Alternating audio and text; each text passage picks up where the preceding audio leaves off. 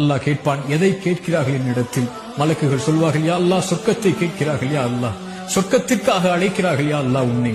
அல்லாஹ் சொல்லுவான், சொர்க்கத்தை அவர்கள் பார்த்ததுண்டா? அந்த மலக்குகள் சொல்வார்கள், யா அல்லாஹ் இவர்கள் சொர்க்கத்தை பார்த்ததில்லை. அல்லாஹ் சொல்லுவான், இவர்கள் சொர்க்கத்தை பார்த்தால் யா அல்லாஹ் இன்னும் ஆசை கொள்வார்கள், இன்னும் அதை நோக்கி வருவதற்குரிய செயல்பாடுகளை செய்வார்கள். அல்லாஹ் கேட்பான், எதிலிருந்து பாதுகாப்பை தேடுகிறார்கள்? யா அல்லாஹ் நரகத்திலிருந்து பாதுகாப்பை தேடுகிறார்கள். நரகத்தை அவர்கள் பார்த்ததுண்டா? மலக்குகள் சொல்வார்கள், இல்லை என்று அல்லாஹ் கேட்பான், நரகத்தை அவர்கள் பார்த்தால் யா அல்லாஹ் அதில் ஒருபோதும் ஒருவரும் நுழைய ஆசைப்பட மாட்டார்கள். அதிலிருந்து விலகி விரண்டு ஓடி வருவார்கள் செயல்களை கொண்டு.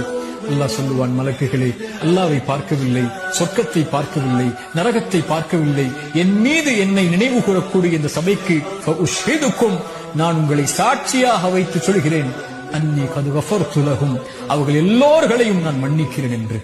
அல்லாஹு அக்பர்.